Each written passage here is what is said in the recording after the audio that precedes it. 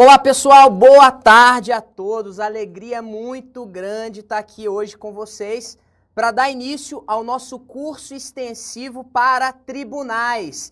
Estarei com vocês aí na disciplina de Direito Constitucional. Eu sou o professor Ricardo Vale, sou coordenador e professor aqui do Estratégia e vamos fazer, começando hoje, um curso completaço de Direito Constitucional para tribunais. Então, se você estiver estudando para analista judiciário, área judiciária, área administrativa, técnico judiciário, qualquer que seja o cargo de tribunais que você estiver estudando, esse curso ele resolve para você. O nosso primeiro tema vai ser o conceito de Constituição. Começamos pelo começo, né? Falando do conceito de Constituição, que é, afinal de contas, o objeto do estudo do direito constitucional. Vem aqui na tela comigo, olha só. Constituição é a lei fundamental e suprema de um Estado. O que significa isso? Significa que a Constituição é o fundamento de validade. Fundamento de validade de todo o ordenamento jurídico. De todo o ordenamento jurídico. Isso significa o seguinte, significa que todas as normas precisam ser compatíveis com a Constituição, sob pena de serem declaradas inválidas, inconstitucionais, certo? A Constituição é a lei fundamental e suprema do Estado. É ela que vai organizar o Estado. E aí eu trago um outro questionamento para você, que é o seguinte: quais são os temas tipicamente constitucionais? Está aqui, ó. Temas tipicamente constitucionais. De que uma Constituição vai falar? De que ela trata? Bom, a Constituição vai tratar da organização do Estado, organização dos poderes, e ainda, a Constituição vai tratar dos direitos fundamentais, ela vai instituir direitos fundamentais. Vamos entender um pouquinho mais do que significam essas três coisas aqui. Organização do Estado, organização dos poderes e direitos fundamentais. Vejam só, é a Constituição que vai dizer se aquele Estado é uma república ou é uma monarquia. É a Constituição que vai repartir competências entre os entes federativos. Por exemplo, a União vai ter competência para assegurar a defesa nacional, os estados vão ter competência para explorar os serviços de gás canalizado, os municípios vão ter competência para instituir o IPTU. Né? Então, a Constituição, ela reparte competências entre os entes federativos, ela define a forma de Estado, a forma de governo, o sistema de governo, se vai ser presidencialismo, se vai ser parlamentarismo. A Constituição faz tudo isso. E além do que eu mencionei, a Constituição também garante direitos fundamentais aos cidadãos. Direitos fundamentais que são de diferentes tipos. Nós temos os direitos individuais, os direitos sociais, os direitos de nacionalidade, enfim. Estudaremos mais à frente no nosso curso sobre isso. Mas essas aí são as matérias tipicamente constitucionais, que nós poderíamos até mesmo chamar de matérias tipicamente constitucionais, normas materialmente constitucionais, que tratam da organização do Estado, organização dos poderes e dos direitos e garantias fundamentais. Meus amigos, o professor português Canotilho, ele nos traz um conceito que nos ajuda a entender mais as funções de uma Constituição, que é o conceito de Constituição ideal. O que é uma Constituição ideal para o professor Canotilho? Tá aqui, ó. Constituição ideal, ela vai ter as seguintes características. Primeiro, ela vai ser uma Constituição escrita. Como veremos à frente, nem todas as Constituições são escritas. Existem também as Constituições não escritas, tá? Mas uma Constituição ideal, ela vai ser escrita. Além disso, ela vai consagrar o princípio da separação de poderes. a separação de poderes, que é uma verdadeira técnica de limitação do poder estatal. Além disso, a Constituição Ideal consagra um sistema democrático. Sistema democrático. E garante direitos individuais, direitos de primeira geração, que são as liberdades negativas, tá? Essas aqui são as características que o professor Canottilho atribui a uma Constituição Ideal. Ela tem que ser escrita, ela tem que adotar o sistema de separação de poderes, ela tem que consagrar um sistema democrático e tem que garantir direitos individuais, liberdades negativas aos cidadãos. Por que eu estou falando em liberdades negativas? O que significa essa expressão, liberdade negativa? É o seguinte, existem certos direitos que impõem ao Estado um dever de abstenção, um dever de não intervir indevidamente na vida das pessoas. Por exemplo, um direito desse tipo é a liberdade de locomoção. As pessoas têm o direito de ir e vir. E o Estado não deve intervir indevidamente, arbitrariamente, nessa liberdade de locomoção das pessoas. Portanto, é por isso que se fala liberdade negativa. Nega-se a atuação do Estado. O Estado vai deixar de intervir. Tudo bem? Vamos em frente, pessoal. Já temos um panorama geral do que é uma Constituição. E aí, dá pra gente resolver essa questão cobrada no concurso do STJ 2015. A Constituição é um instituto multifuncional que engloba entre seus objetivos a limitação do poder e a conformação e legitimação da ordem política. Meus amigos, essa questão está corretíssima, tá? A questão está correta. Veja só, comentando ela rapidamente aqui. Constituição busca promover a limitação do poder?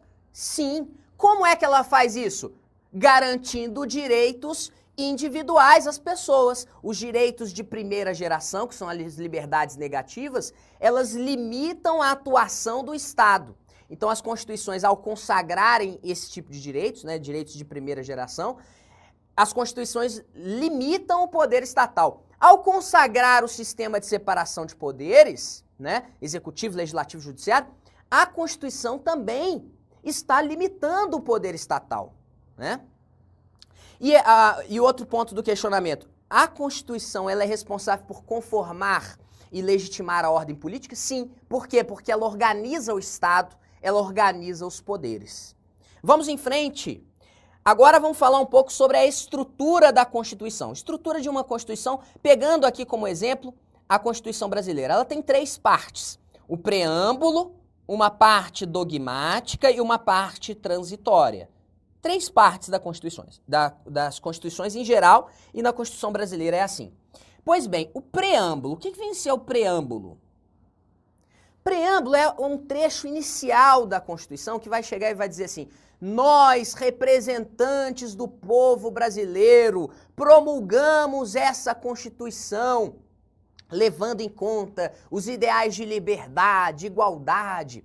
Vejam, o preâmbulo é a parte introdutória, e é a introdutória da Constituição, que nos mostra os valores que o poder constituinte originário levou em conta ao elaborar a Constituição.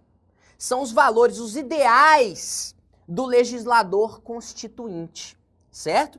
Agora eu pergunto para vocês, será que o preâmbulo é considerado uma norma jurídica? Será que ele tem força normativa? A resposta é não. O preâmbulo, meus amigos, ele não tem força normativa.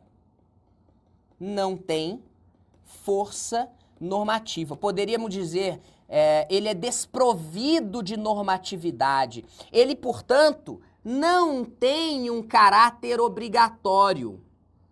Não precisa ser reproduzido pelas constituições estaduais. Não precisa ser reproduzido pelas constituições estaduais. Vocês sabem, né, que o Brasil é uma federação, nós temos vários entes federativos, temos a União, os estados, o Distrito Federal e os municípios, né? Os estados podem elaborar as constituições estaduais. E aí, naturalmente, essas constituições estaduais, elas vão ter um preâmbulo. O preâmbulo das constituições estaduais precisa reproduzir o preâmbulo da Constituição Federal? Resposta: não. O preâmbulo da Constituição Federal, ele não é vinculante, ele não precisa ser reproduzido pelas constituições estaduais. Mas eu pergunto para vocês, será que ele pode ser reproduzido pela Constituição Estadual? O preâmbulo da Constituição Federal de 88, ele pode ser reproduzido? Pode. Não precisa ser reproduzido, mas pode ser reproduzido. Outro questionamento relevante. Já que o preâmbulo da Constituição de 88 não tem força normativa, será que ele pode ser parâmetro para o controle de constitucionalidade das leis? A resposta é não. Então anota isso aí também no seu caderno. Olha só, o preâmbulo da Constituição de 88, ele não pode ser parâmetro para o controle de constitucionalidade. Não pode ser parâmetro para o controle de constitucionalidade.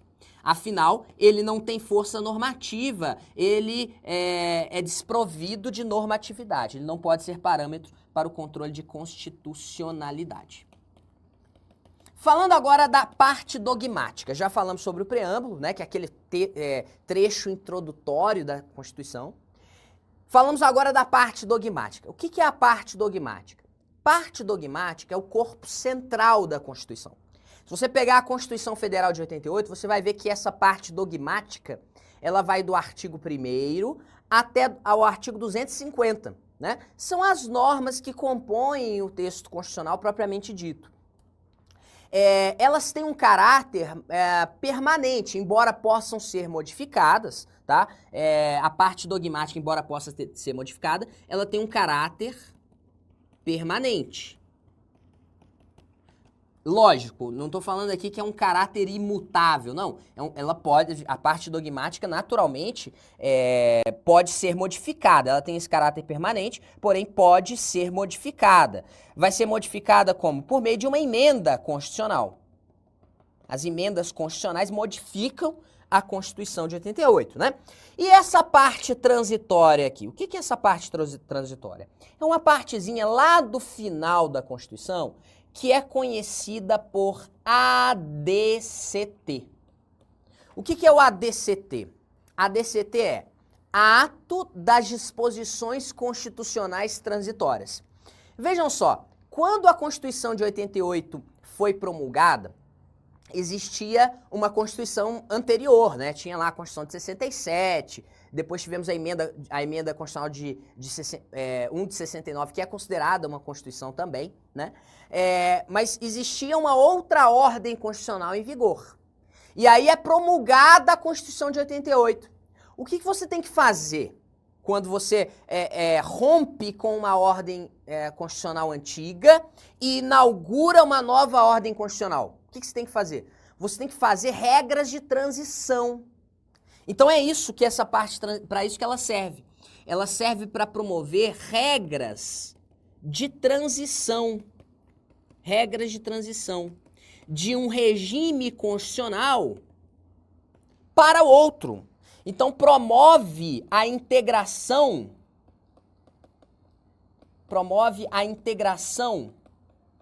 do ordenamento antigo,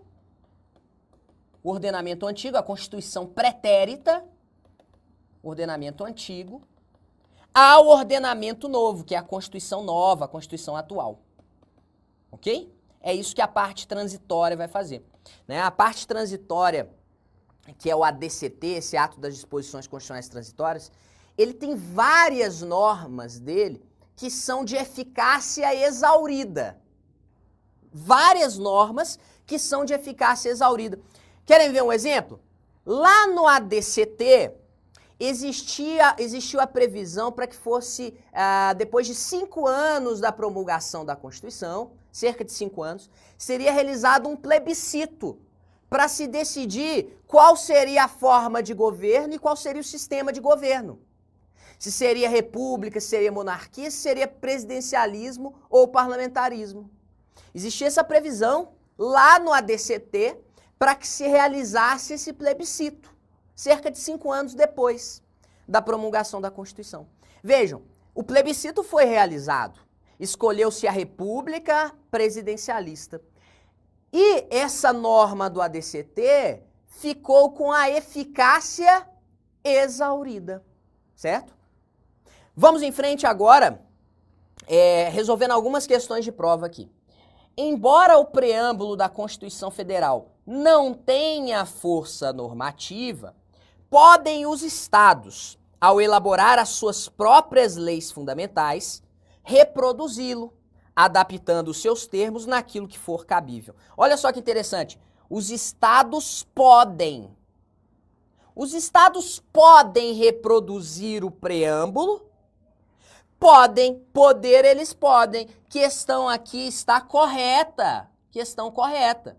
Os estados não são obrigados a reproduzir o preâmbulo da Constituição Federal nas suas constituições estaduais. Obrigados eles não são. Mas eles podem reproduzir? Sim, eles podem reproduzir sem problema nenhum.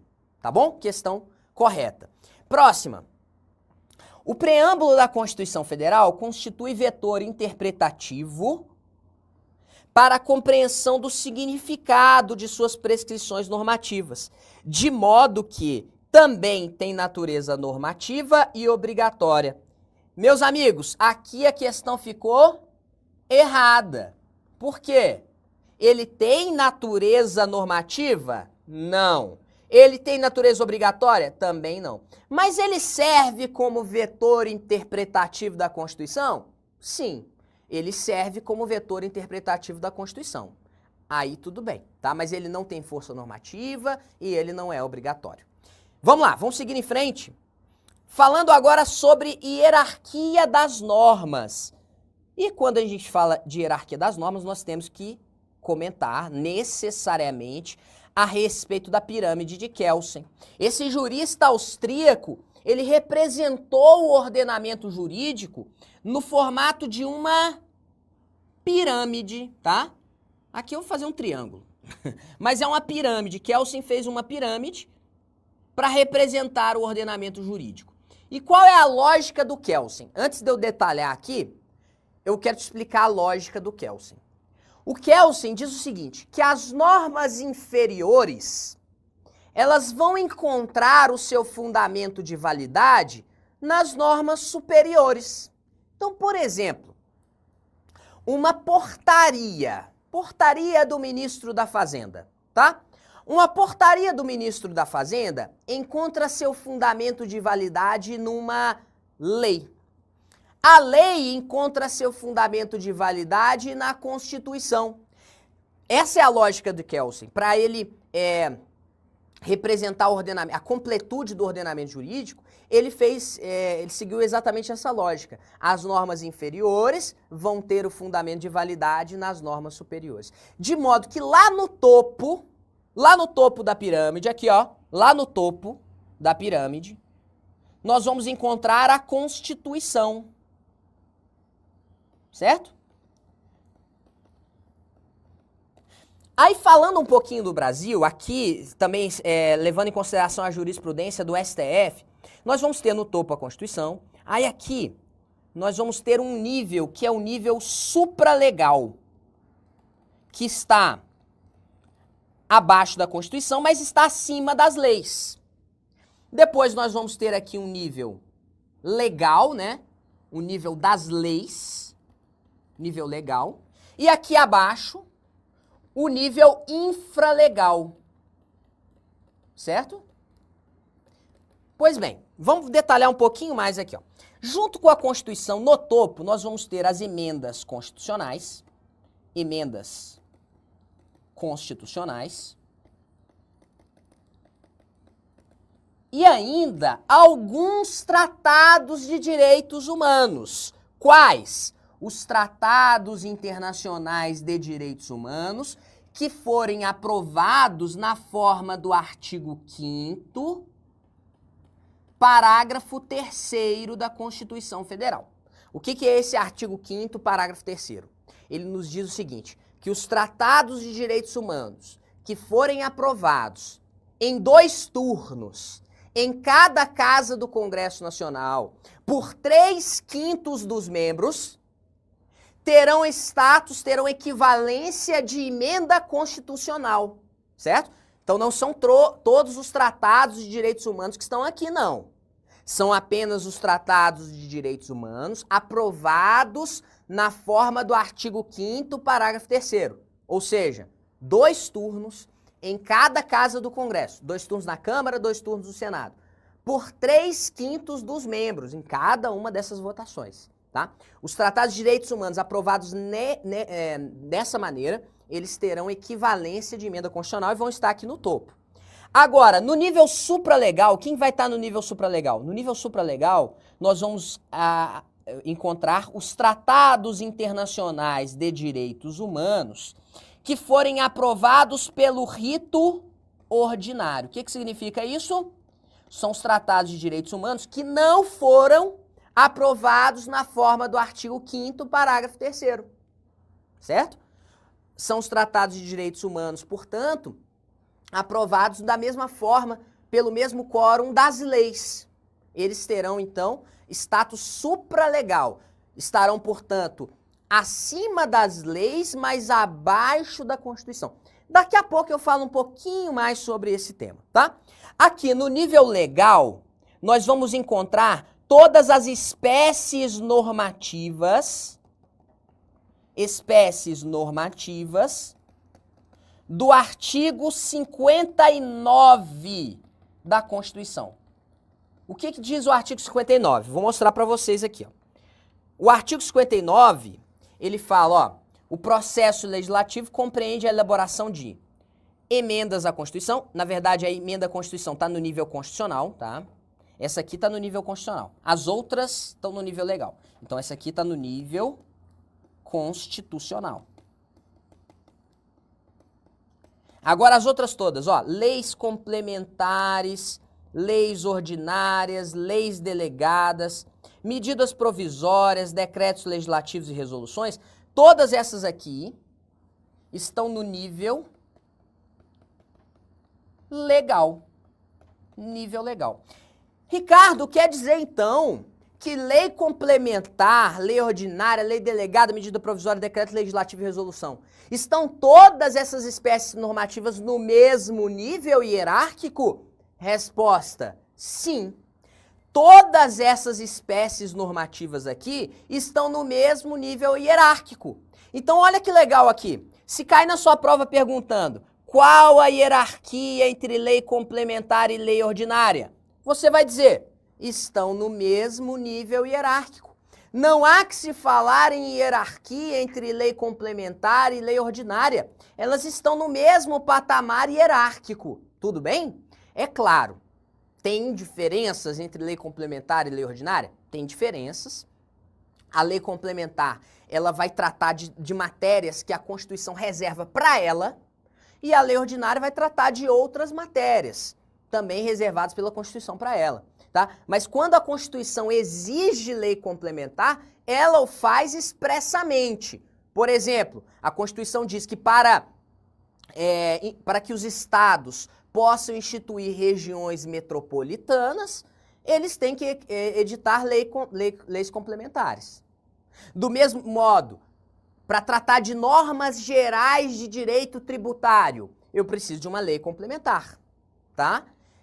Então, a Constituição, quando ela quer que determinada matéria seja objeto de lei complementar, ela diz, olha, para isso aqui tem que ser lei complementar.